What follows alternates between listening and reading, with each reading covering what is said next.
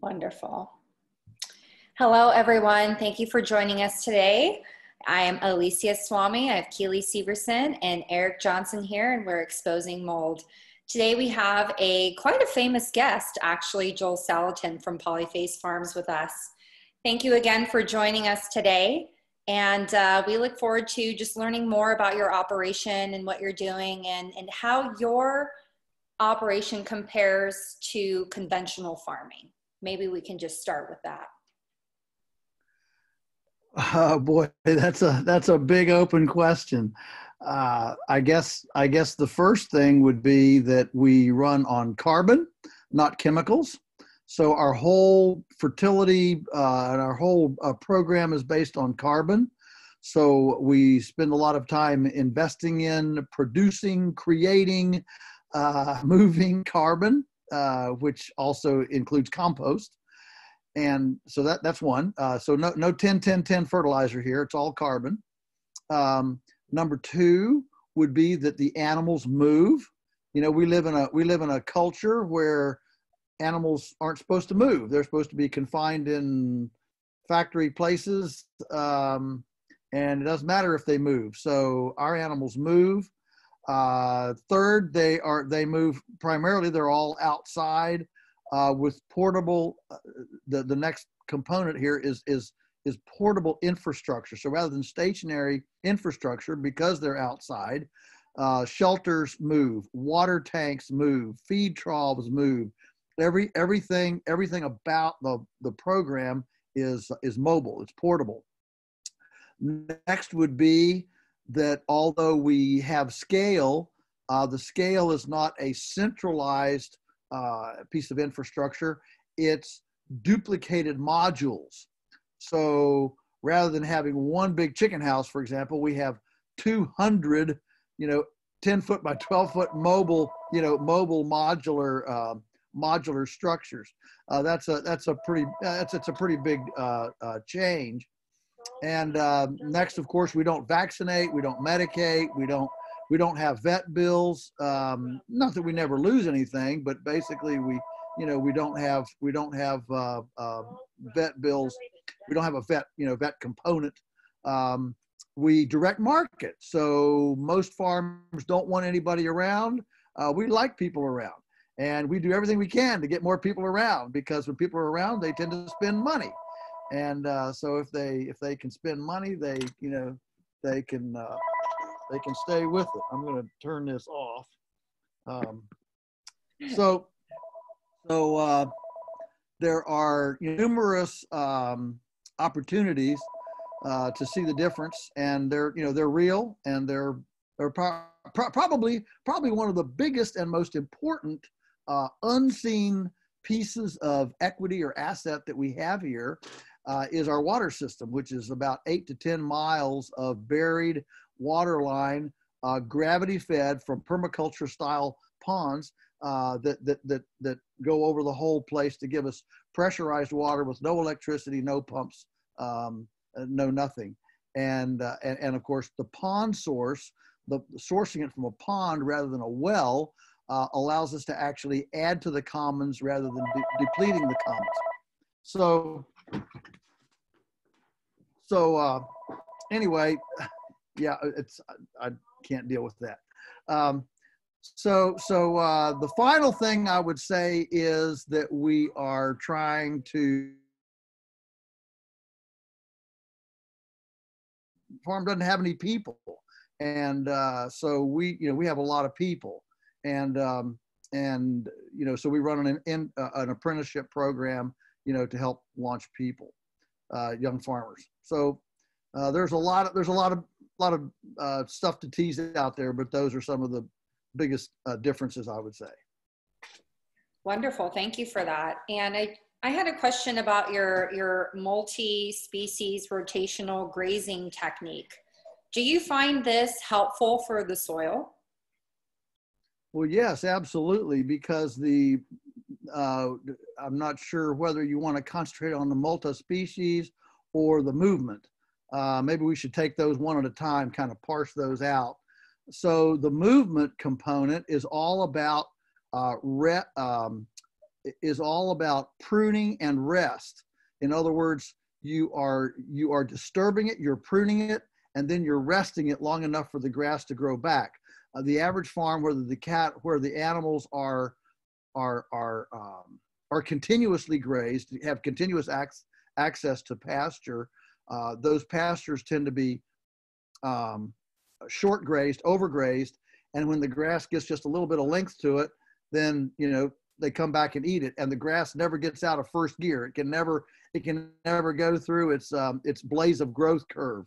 What I call it's teenage time, and so it stays at diaper grass, little infancy, and never gets going, and so by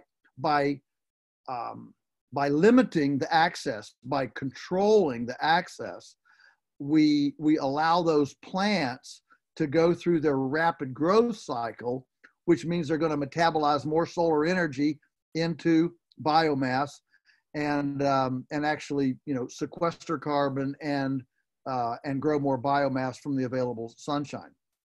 So that's kind of the movement component. The multi-species component is all about running different kinds of animals who leave different kinds of manure and urine on the land to create a more a more balanced recipe of application.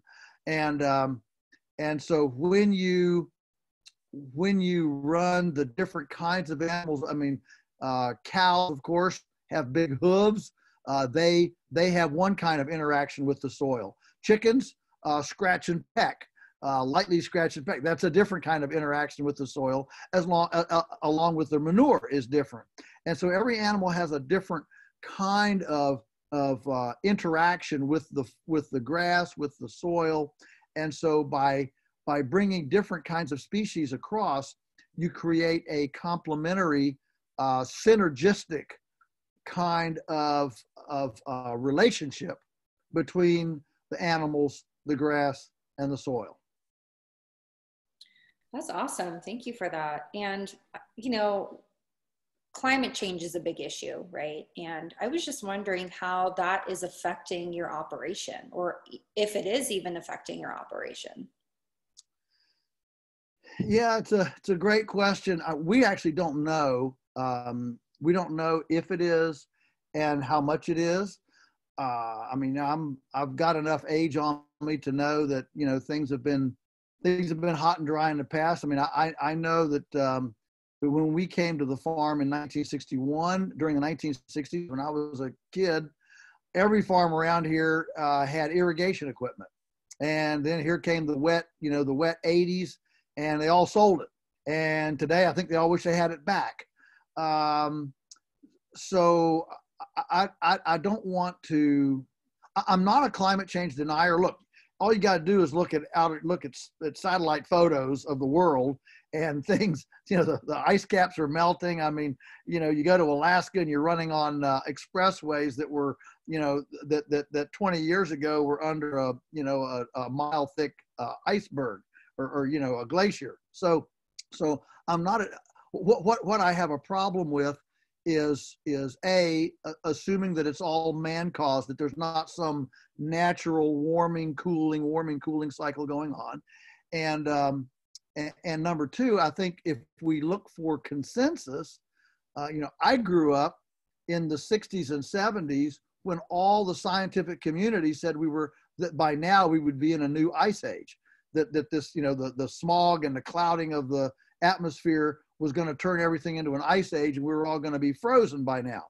And of course now we're all going to cook, and this is all from the scientific community. But so I look for well, where do they agree? Okay, because I can't live long enough or know enough to reconcile the two. And the one thing that they both agree on is that the carbon needs to be in the soil. You don't want carbon in the air. You don't want carbon in the atmosphere. You want carbon in the soil. So if that's the one thing we can agree on, can we all circle the wagons and talk about how do we make sure that we grow carbon in the soil? That's kind of where I am. And what the trajectory is, you know, how many harvests we have before we're all crispy critters, or, you know, or what's going to happen. I just don't find those debates really fruitful. What I like to say is, where can we all agree? And I think I haven't found anybody yet that said we'd be a healthier planet if we get rid of our soil. Everybody I know, liberal, conservative, greenie, you know, libertarian, whatever, they all agree we ought to have more soil. And the secret to the soil is carbon. And we want the carbon out of the atmosphere into the soil. That's really enough to occupy our attention right now. Absolutely. And I think you know where I'm going to go with this question next. How is conventional farming affecting our current topsoil? Oh, wow. Well, what a great question. Yes, that is a great question. Well, when you figure that right now, you know, every pound of corn costs us about 3 pounds of soil. I mean, there's all these, you know, data points that you can use, but yeah, for sure, the number one, look, there are several ways to destroy the soil. The number one way to destroy the soil is to till it, to you know, churn it up.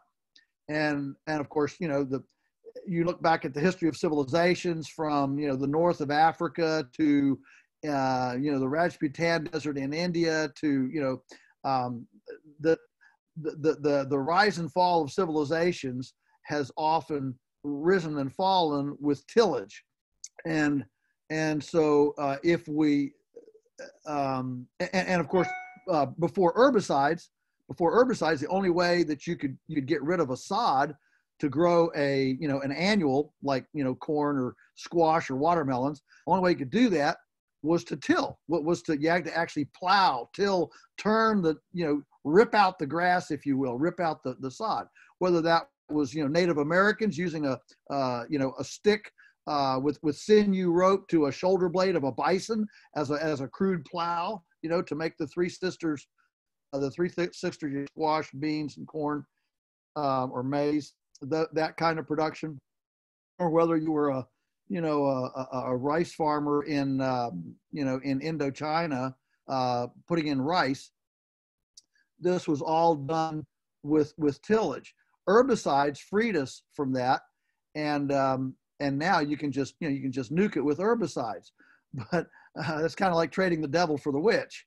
And so, you know, I don't advocate that either. But the point is that bare soil, naked soil, tilled soil, that's the number one culprit. Now, that can be created either to grow annual crops, but perhaps just as important is that bare soil can also be created by overgrazing. And so whether you're cropping or overgrazing, you are destroying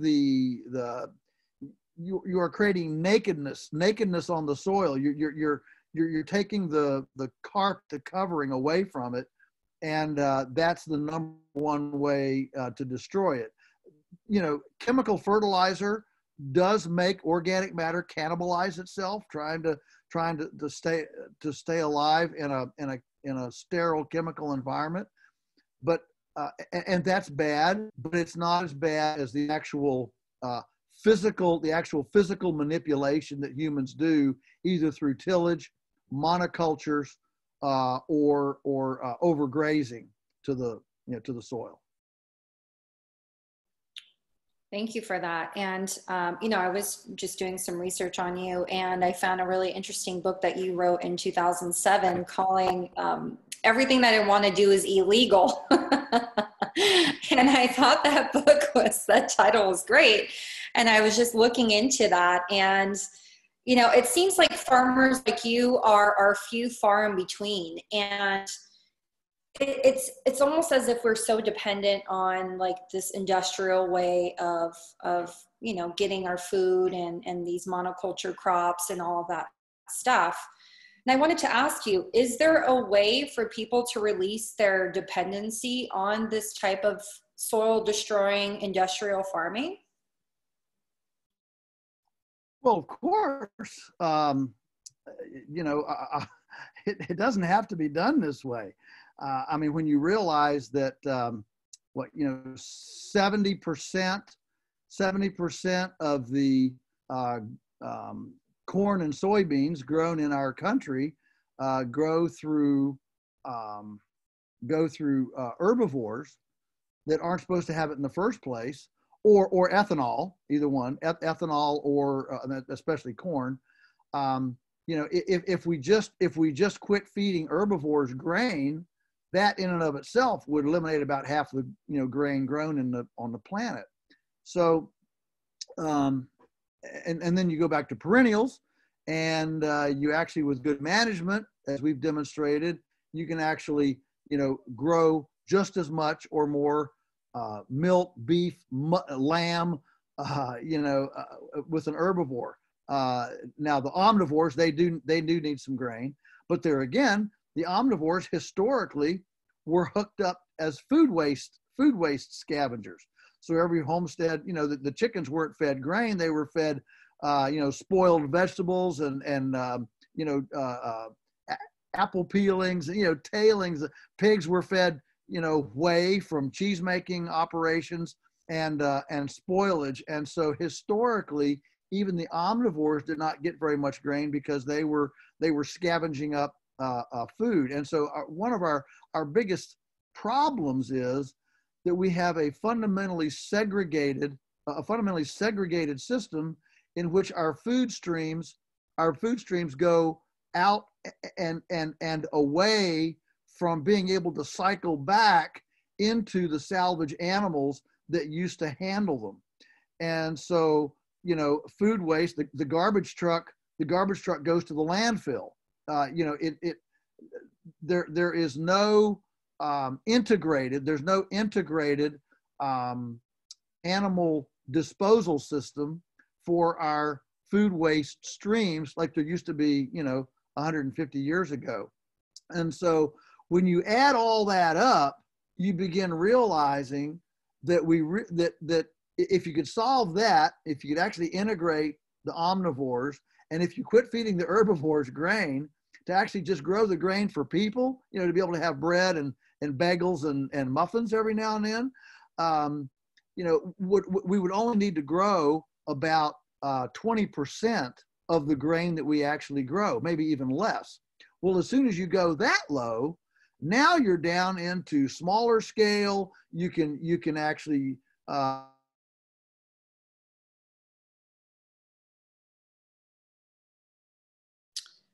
You have frozen. If you can hear us, we cannot hear if you're speaking right now.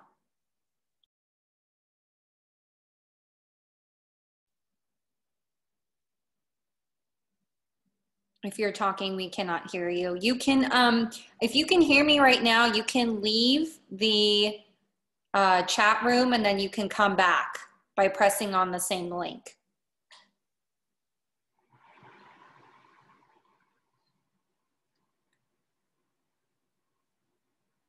Keely, I wonder if you can just kick him out and then he'll get his way back into it. Okay.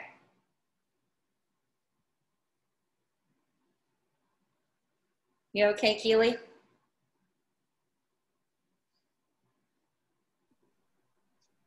Yeah, I'm okay. I'm just feeling a little shaky. Yeah, you look a little red. Not feeling good today. Yeah. It's crazy how you can feel good one day and then the next it's like completely different. What's going on? Let me see if he messaged me. I don't want to start crying. Is he coming back on? He should be. Oh, okay. Let me just give him the link via email. Shoot.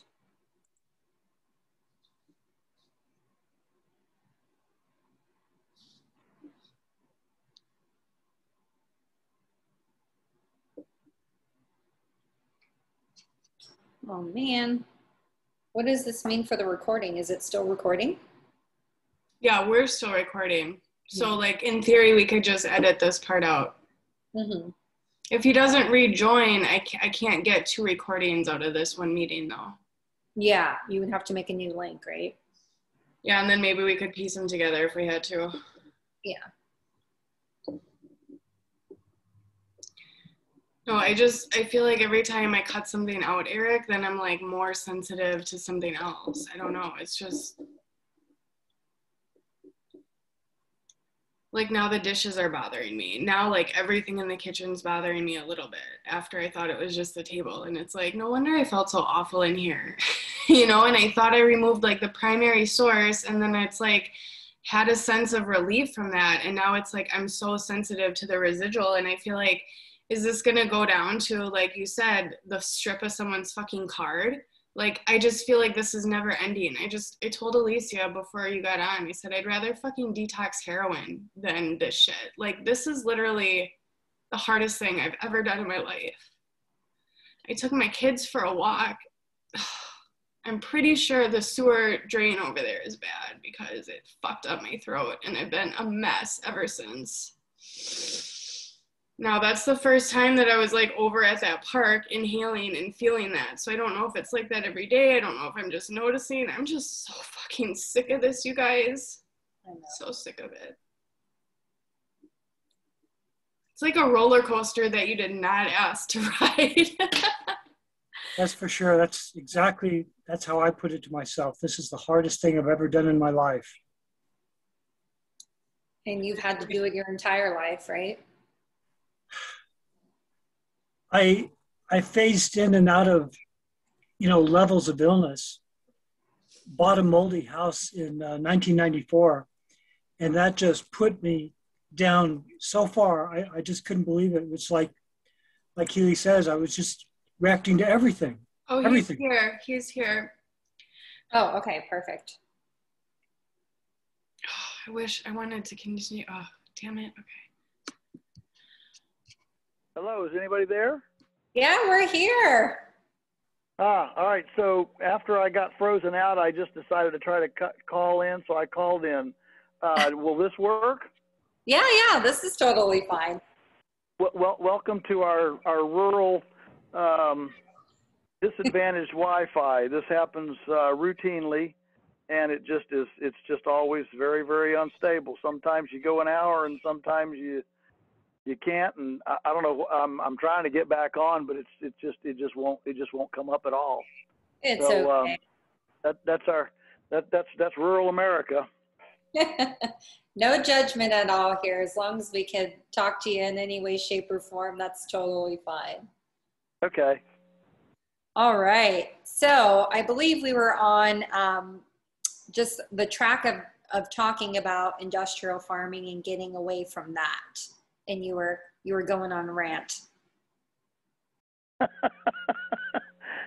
was going on a rant. That's what we like to call it. Yeah. What was where was I? Oh, I was talking about the amount of grain produced. So the point, the bottom line here is that we could go back to ancient rotations that actually worked and built soil. See, grain is soil extractive because of its energy cycle. Grain monocrops.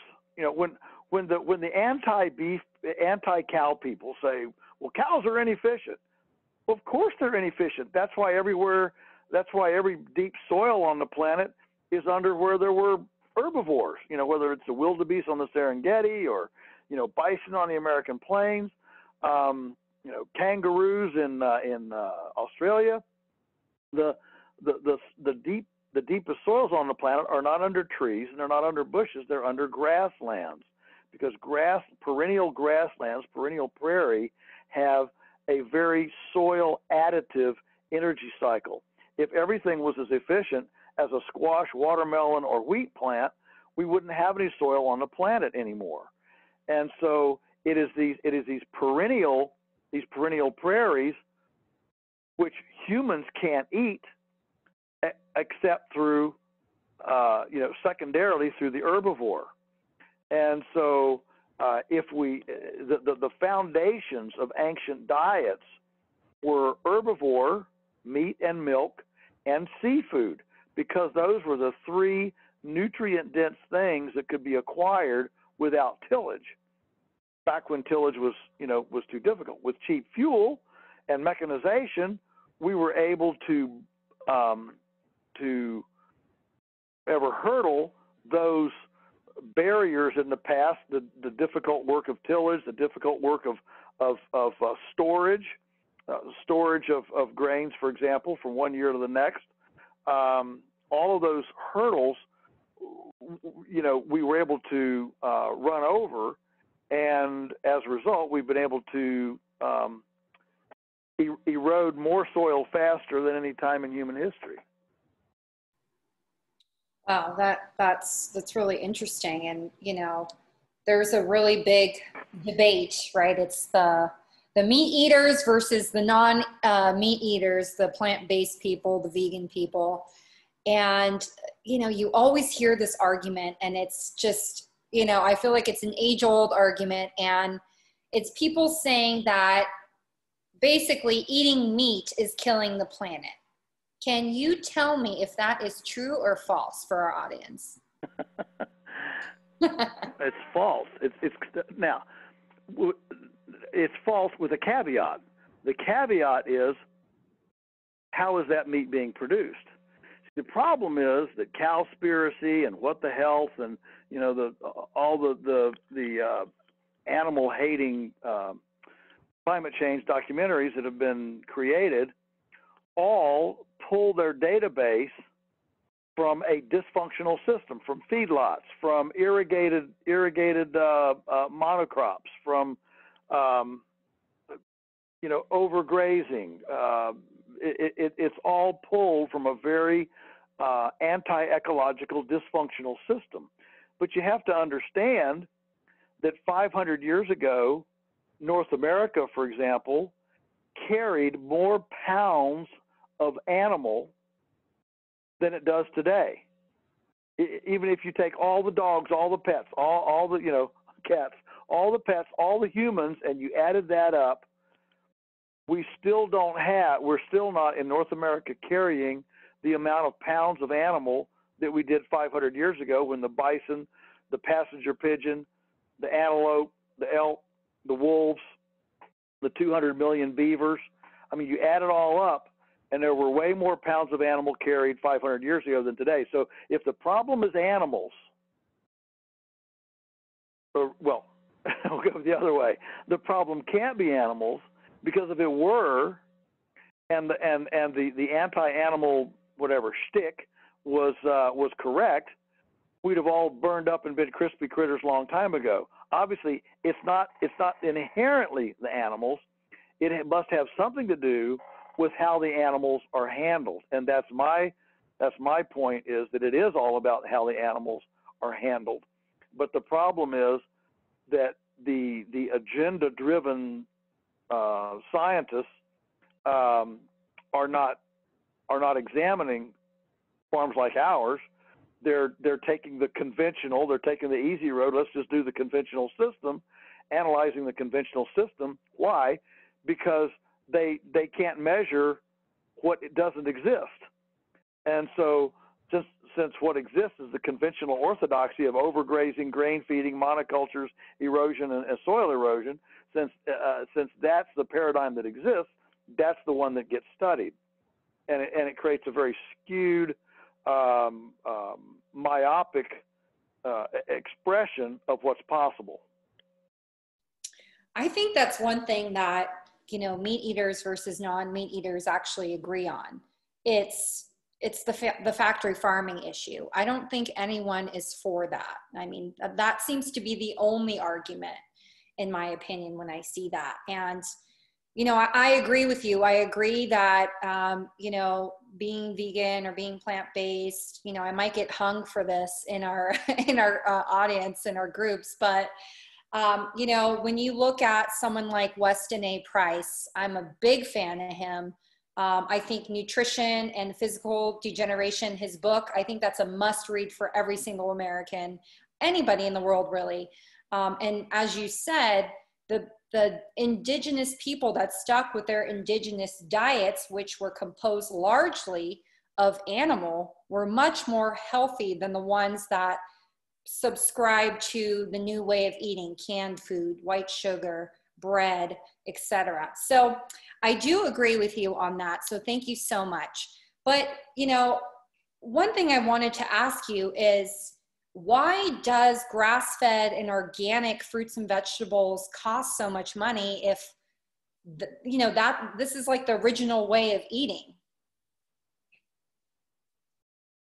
Well, there's a couple. The whole cost factor is an interesting one because you gotta tease out the pieces of it, and so I'll just tease out a couple threads here. I mean, I can't answer every single little thing, but one is that the subsidy system in the U.S.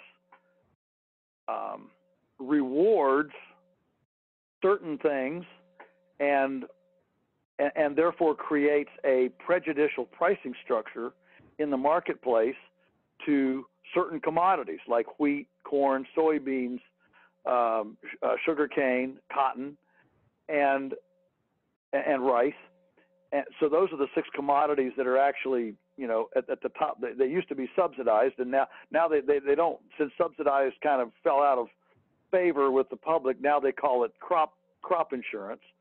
But the point is, you don't get crop insurance for amaranth or, you know, or squash or you know, or cows.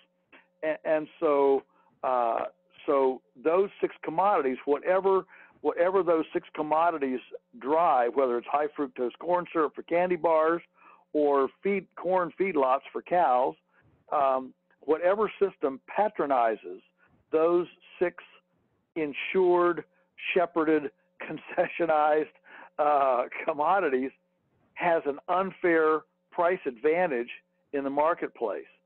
If they were not concessionized by taxpayer subsidy, then that method of feeding they would have to compete on their own merits, and at that point, suddenly, chicken wouldn't be as cheap, pork wouldn't be as cheap, feedlot cows wouldn't be as cheap.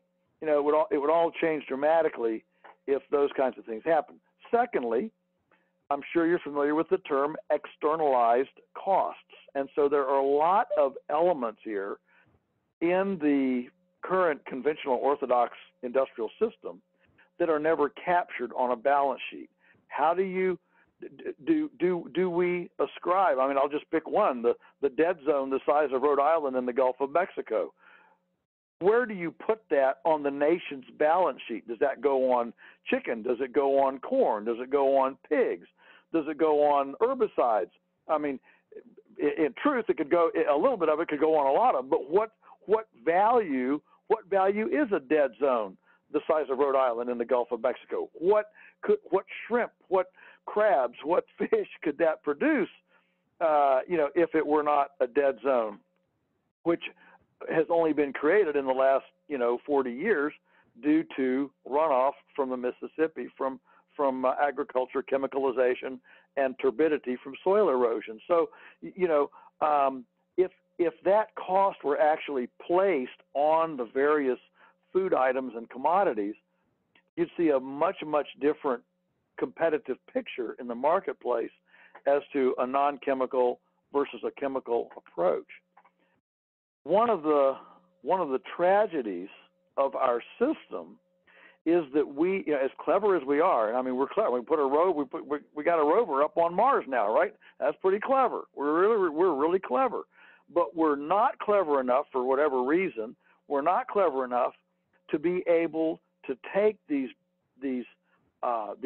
negatives, from pollution to aquifer depletion to MRSA, C. diff, antibiotic resistant, you know, superbugs. I mean, you take that gamut. We have not been able to capture that as a negative gross domestic product. It's like Wendell Berry says. He says, what's wrong with us creates more gross domestic product and what's right with us. So if I go out here and I pollute the river, that doesn't come off as a liability or a cost on the nation's balance sheet. It's actually a positive thing because it generates, somebody has to come and clean it up. Well, now we've got to buy fuel. We got to have a machine. We got to hire people. We got, we got all this economic activity to clean up the pollution. And so I would just suggest that a culture that can't figure out how to put expenses of these kinds of major resource depletions, if we cannot capture that on our nation's balance sheet and instead put them all in the positive column, we're on a collision course with sustainability. There's no way that we can continue functioning when we keep applauding ourselves and patting ourselves on the back for destroying our ecosystem. Wow, that's definitely a powerful statement. And I mean, Keely, Eric, and I, we definitely agree with that. And, coming from our side, exposing mold, it started because we all had been injured by mold in our homes. And, when we look at our homes and the way that they're constructed with really cheap materials, with not the best engineering in mind for sustainability either.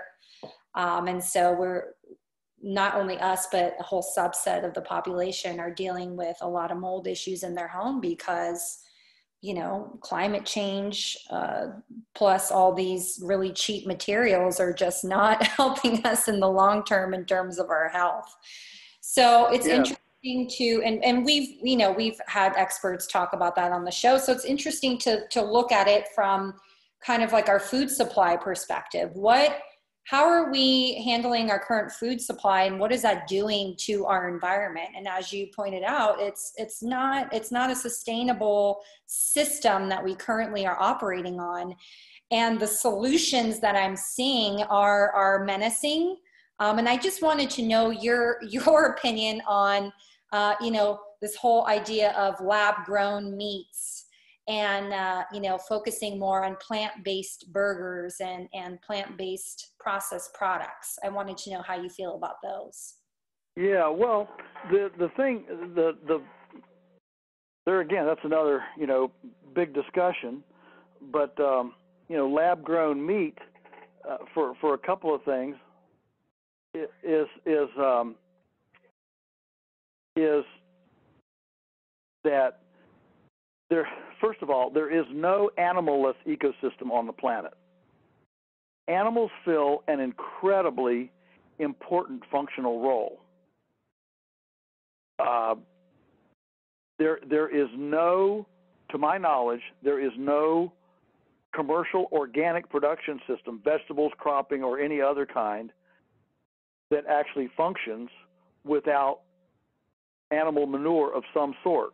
I mean, even the best gardeners, the best commercial organic produce growers in the country use fish emulsion. They use dehydrated chicken manure. They use compost from cattle feedlots. I'm not encouraging cattle feedlots. We make a lot of cattle compost too, but we don't have a feedlot. My point is that when you come to soil fertility and development and balance in the soil, and the similarities between balance in the soil are the same as similar as balance in your house. I mean, when you start building a house out of artificial cheap material, you have problems. When you view the soil as something that can hold up structure and hold up functionality with cheap artificial materials, you have problems in your soil as well. And so your argument is absolutely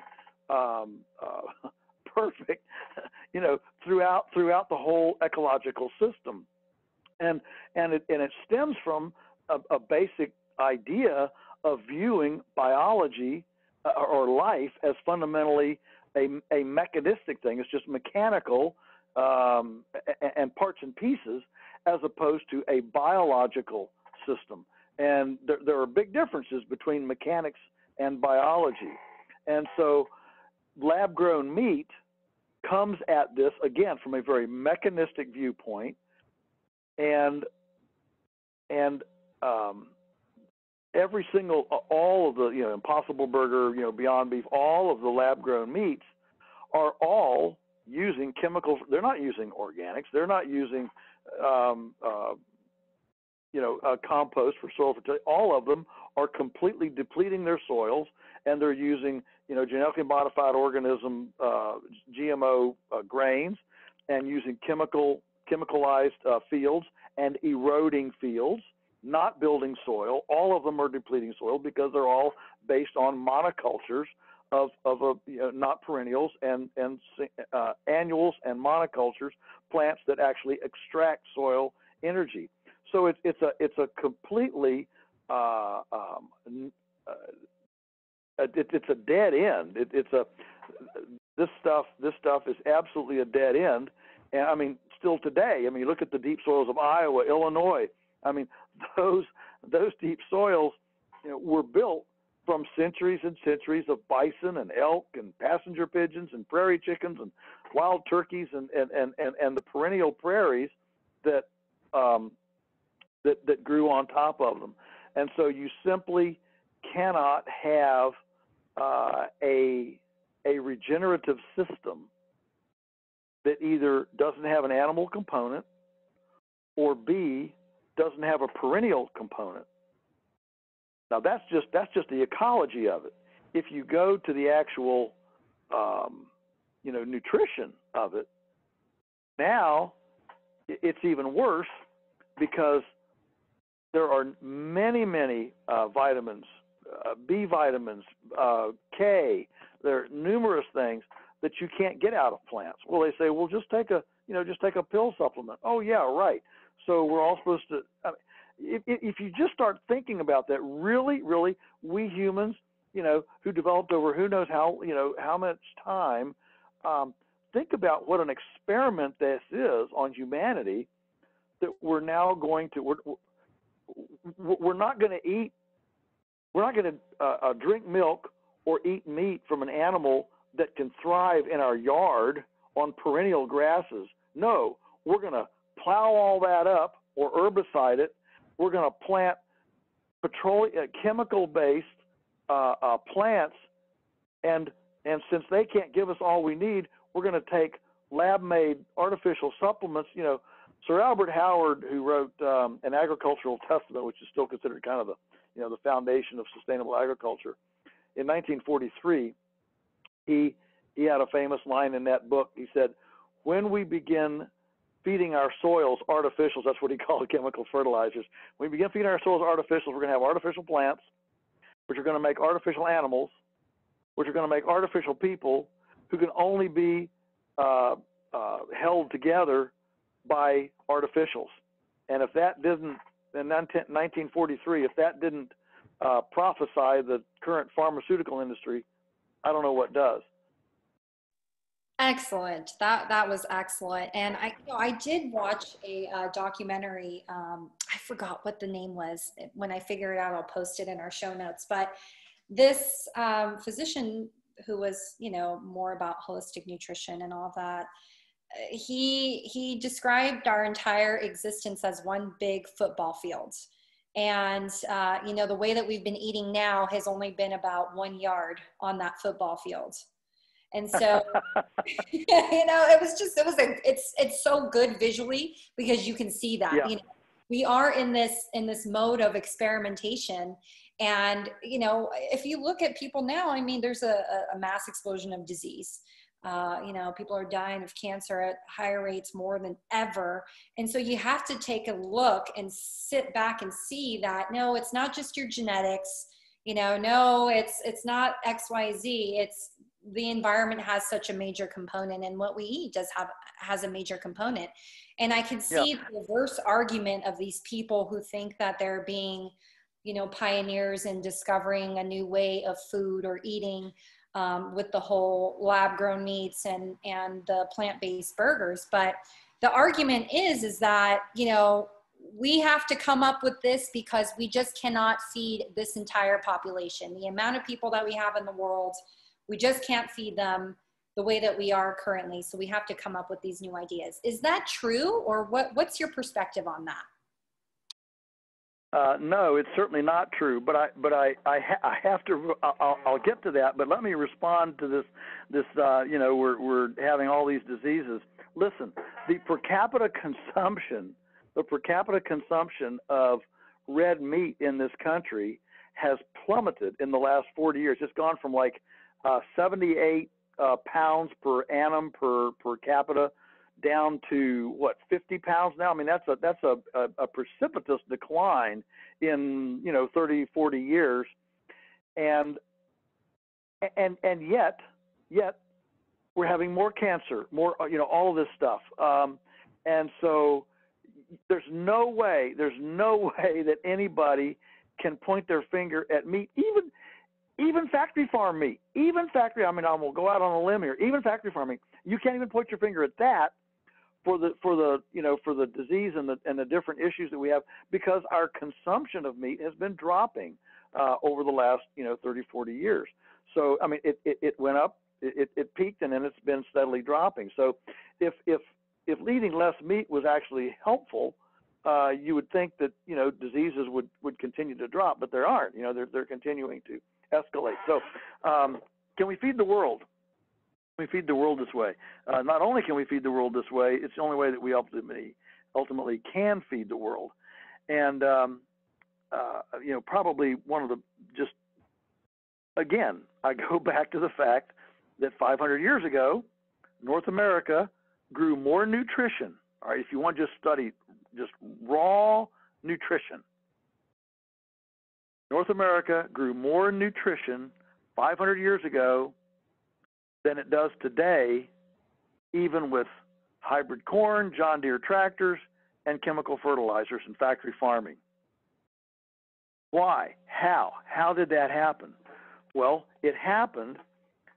It was done because there was a incredibly symbiotic, complex, relational ecology going on the surface, on the planet. Goodness, we had 200 million beavers.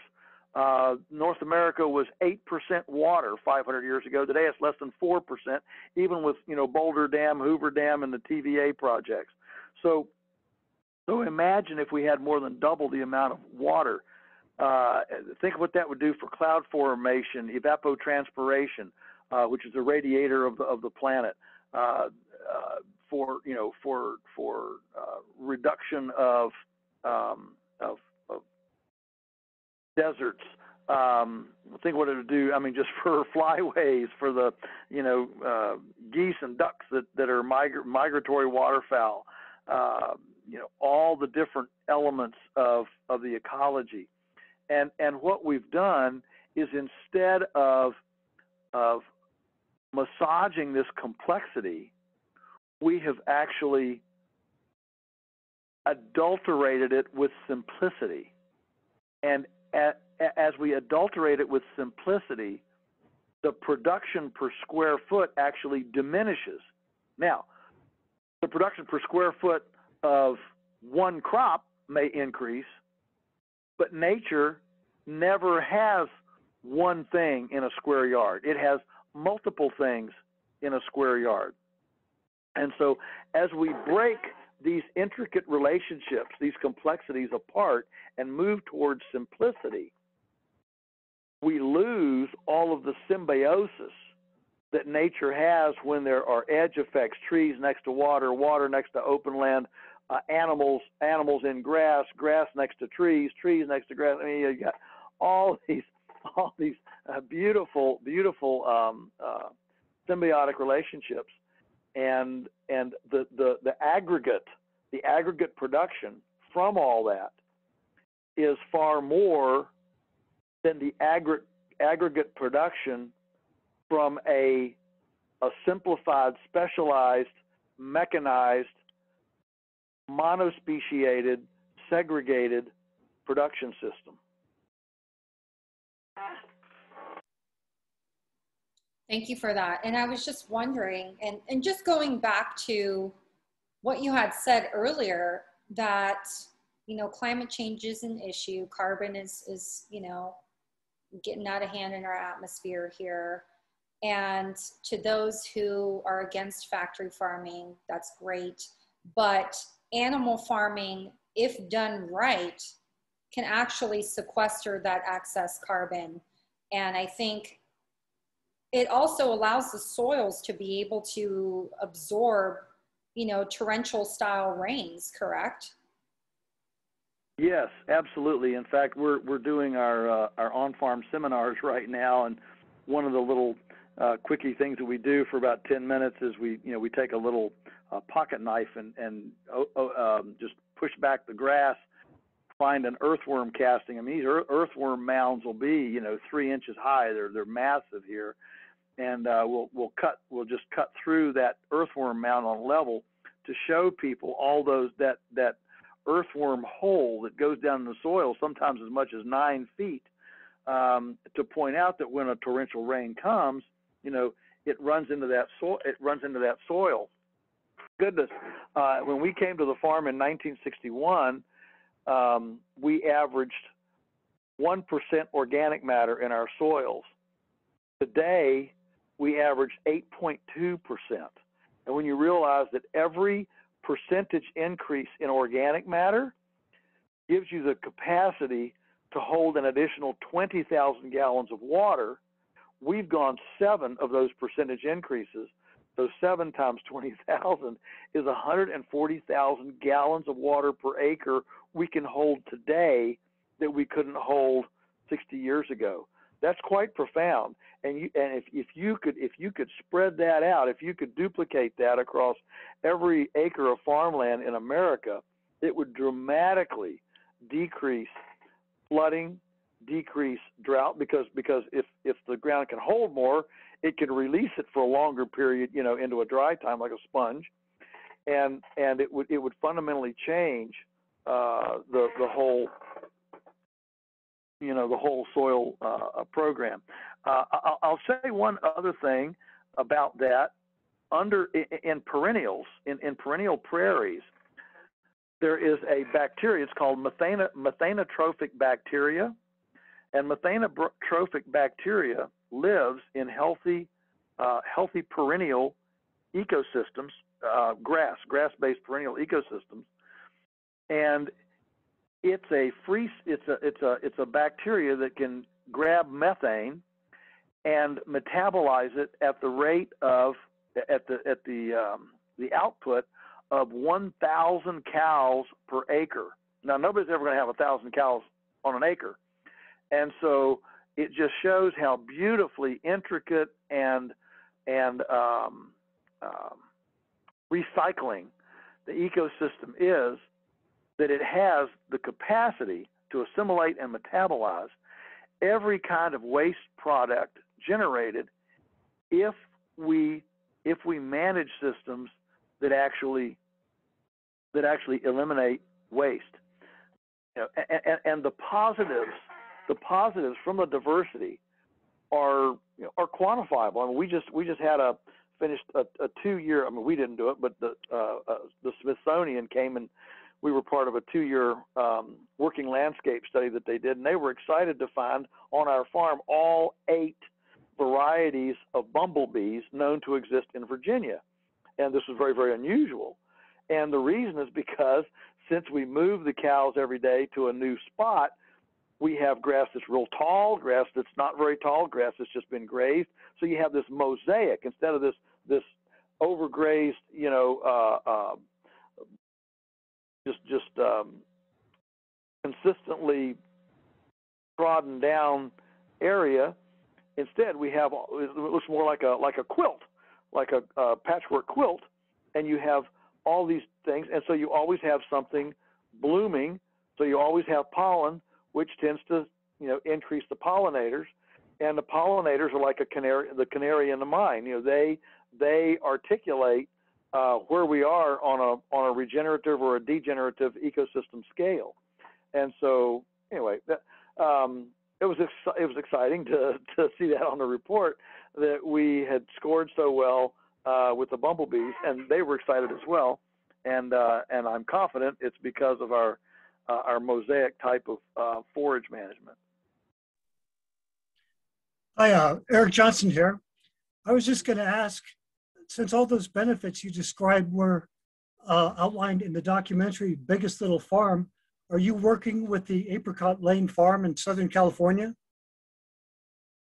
We're certainly friends and fellow admirers. We are not working directly with them, no, but we are friends and we know about them, and we're on the. I think we're on the same page, heading the same direction. We're just on, I'm taking Route 11 and they're taking Route 12, and that we each have our route, but I think we're heading to the same destination.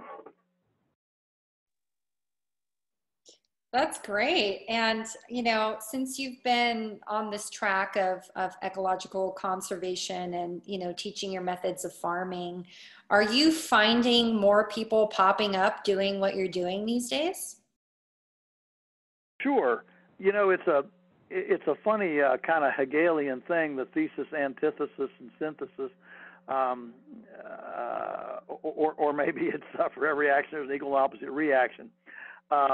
We absolutely do see more and more people, coming to this, but we also see more and more pushback, and so movement creates a wake and a waves and a ripple, and it's important to realize that if what we did became the new orthodoxy, it would completely invert the power, position, and prestige of the entire food and farming industry.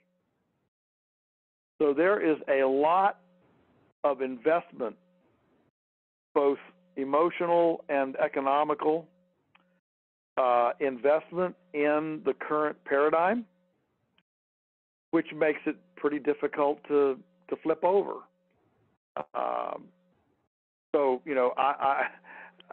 I'm well aware that I'm saying we, in a broad, kind of broad tribal sense here, we are only arguably 1 at the most 2% of the food system right now, the way we farm, but that's better than 0.1, and I'll take 1, I'll take 2, and we'll see if it can continue to go. I mean, when people ask, well, what would it take to do that flip?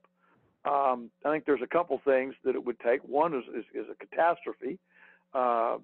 Catastrophic change usually creates innovation, and catastrophe could be anything from epizootic in animals to inability to get fertilizer anymore, cost of fuel, cost of petroleum, soil running out of its ability, nutrient deficiency that's so low that people can't survive on artificially fertilized food and hydroponics, and Impossible Burger. I mean, that's a catastrophe, including a nutritional catastrophe that people would wake up and say, whoa, wait a minute. If I really want to feed my microbiome diversity, then I need to eat meat from an animal that is grazed on a polyculture of biodiverse forage. That's the way to actually get a much greater diversity in my microbiome. I mean, many of these autoimmune diseases, many of them, we're now tracing back to a simplified gut, a simplified microflora and fauna in the gut. And so one of the ways to increase that diversity is to eat something that eats diversity. And so when you only eat plants, you're only eating what a root can extract. You're not eating what an animal that moves around and can eat bugs and grass and all sorts of other things. Obviously not a factory farmed animal, but an animal that actually gets to move around and eat 100 different kinds of plants. that animal's going to have a whole host of different kinds of nutritional components, bacteria, microorganisms that that we get to ingest that gives us a greater diversity, plurality of the microbiome. So, one can be a catastrophe. Another one is that simply a lot of farmers die, and farmers are aging. They're aging out. They're getting old, and they're gradually dying. And so we need once this old generation that is steeped in in DDT and glyphosate, once it passes off the scene, perhaps the next generation won't be quite so embracive of things that end in CIDE. Yeah, I agree with you that if we continue this current paradigm of what we're doing, how we're growing food and everything, it's just more so going to lead to our demise. It's not really helping anything except making these companies money, profits. I mean, that's all I really see beneficial with these monoculture crops being grown for, packaged foods, fake meats, fast food companies.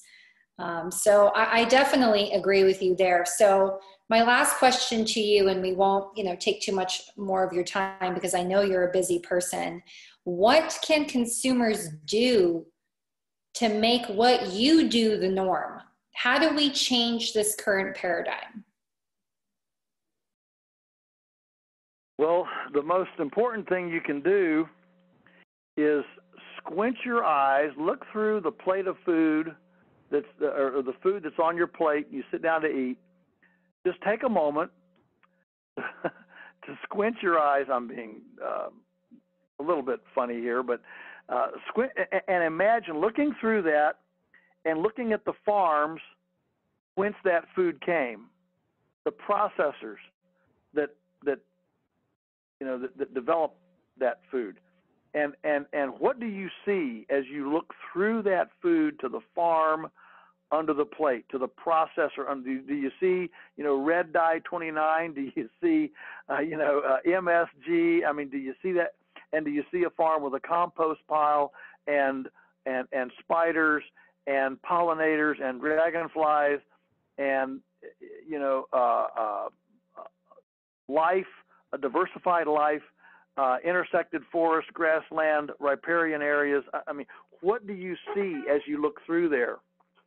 Now, as you do that, of course, you start actually thinking intentionally about what am I eating, and you just have to understand that the landscape, the foodscape and farmscape that you're creating for your children and grandchildren, you and I are creating that landscape, that farmscape and foodscape. We are creating that today, one decision, one bite at a time. It really is that simple. We didn't get here with one big decision. We won't get out of it with one big decision. We get into these situations that we're in as a result of quadrillions and quadrillions of little decisions that we make, and we will get out of it the same way. And so never underestimate the power of one plate, one bite, one decision made correctly. Now, if we started down a discussion, well, how do I make sure that I am patronizing that kind of farm and all that? That's another whole discussion. And I'm glad to go there with you at any time. But for now, it's enough to just say it's not okay to say, oh, it's too big, or oh, it's too difficult, or oh, I just don't know enough about this, or there's a million cop-outs, a million excuses. I'm too busy. I don't have enough time. I don't have enough money. Okay, well then shut down Netflix. Who needs that? And the way that we patronize the way that we eat is a physical manifestation of our real values.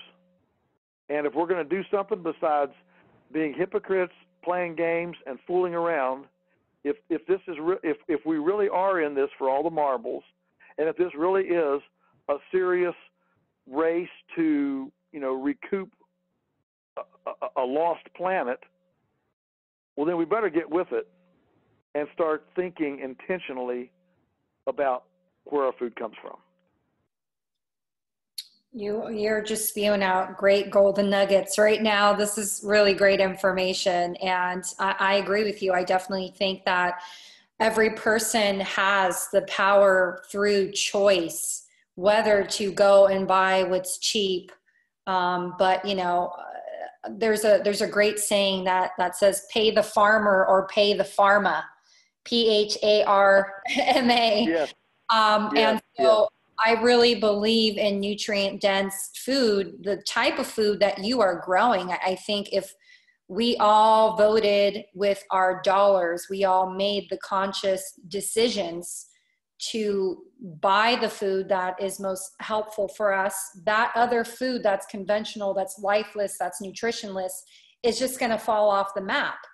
It will force farmers, it will force hopefully governments to actually subsidize farms like yours instead of these growing monoculture lifeless crops that are just right. Well, for the record, I don't need any subsidies. I don't want any subsidies. I want the government out of it. Just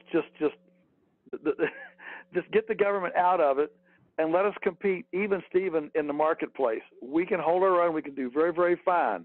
The problem is that we have the government ties one of our hands behind our back, and it offers pretty aggressive weaponry to the other side. And so when we get in our competition in the marketplace, we're at an unfair situation, we're at a decided disadvantage. So yes, you are right. And when somebody complains about price, I always want to say, okay, we're going to go to your house. You're taking me to your house, and I'm sure we're not going to see takeout. We're not going to see lottery tickets. We're not going to see cigarettes, alcohol, or coffee. We're not going to see designer jeans. We're not going to see, you can make this list of things. And if food is our fuel, look, most Americans are way more concerned about the purity of their fuel going into their automobile than the purity of the fuel going into their own bodies. And that's out of whack. And we need to start, sitting back and taking a look at that. I agree. And thank you for educating me on the politics side of keeping government out of farming. Cause I thought, hey, what if they were to help you guys out? But I guess it's better to just leave everyone alone, Yes. I really love libertarianism. I'm all about freedom and independence. So I totally get it. And, thank you again, Joel, for coming on. And we really appreciate your knowledge and your training and your experience and just everything that you've been going through and what you've built for yourself and your family and what you're contributing to your community. It would be great if, Keely, Eric, and I, and my husband is such a big fan of yours. He was so excited that I'm having a conversation with you. So we'd love to come by Polyface Farms and check you guys out sometime in the future. And could you just let us know and our audience know how we can support you in any way or how we can buy your products? Sure. So thank you, Alicia, and Keely and Eric, you are absolutely all welcome anytime, and we'd love to have you. So our website is Polyface Farms. That's Polyface. That's the farm of many faces. Polyface Farms, and in fact, usually if you just do, poly, by the time you get to about poly, it'll probably pop up.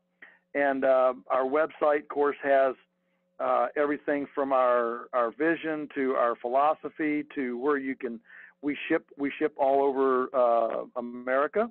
And what's fun is sometimes we ship to people who say, well, this is the greatest food I've ever had. I've finally realized the difference. I'm going to try to find a local supplier. And we are all for that as well. If we can be a pump primer for that, that's super. So it is available. We ship. I mean, I've written 15 books. Those are available as well. It has my speaking schedule on it. Our gatherings, we do gatherings here at the farm, different kinds, different things, different topics, and come out for a day and have great food and great fellowship and stay out of the hotel. So, and the conference center. So anyway, the website's polyfacefarms.com. Got a lot of information on there. Wonderful. Thank you again, Joel. And just as a side note, I'm going to pre-record an introduction for you. So I'll send you the link to the edited audio before we post it, and you can just let me know, if it's good to go. If not, I could edit anything out that you'd like moving forward. So that's what we'll do. We don't really have a schedule yet for this particular episode because we're still so backlogged with other episodes, but I will let you know in advance when we're ready to air it. Okay. Very good. That's super, because we love to ping it on our social, and our people love to, you'd think they get tired of it, but they don't. They love to hear it said another way, and questions asked from a new angle, and there's just all sorts of different ways to talk about the subject. And thank you for teasing out your own, I call it the abolitionist questions. Great. Thanks again, Joel. Again, we won't keep you any longer. We really appreciate you on the show, and hopefully we can have you again on in the future. Thank you. Love to do it. Thank you. It's been an honor. Thanks. Blessings. Take care.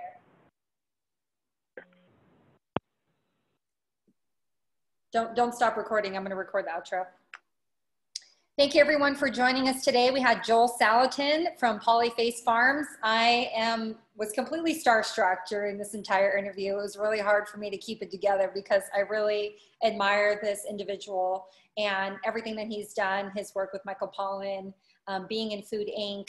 I mean, he's been everywhere, and he's just been really touting the message that we can feed our entire population if we do it sustainably. And if we do it sustainably, it's actually helping not only us, but the entire planet, the soil that we depend on for our food and our nutrients, that's rapidly depleting by what we are currently doing, conventional industrial factory farming. It's extremely bad for us, bad for the planet, bad for the animals. And so I hope what Joel is doing becomes the norm. And that's why we had him on today, because this is an extremely important issue, and it ties in with our passion about ecology and also trying to help the planet as much as we can. So again, as I said earlier in the show, the way that you can vote and the way that you can demand better is by using your dollars. Buy grass-fed, buy healthy food, because that conventional, cheap, junk stuff that's in the store is going to cost you a lot more later in medical bills and medical visits. So definitely try to stick to the good stuff. Thank you again for joining us, and check out please like, share, comment on our content. Also, check out our GoFundMe and Patreon pages to support this podcast and keep it running. Thank you again, and we'll see you next time.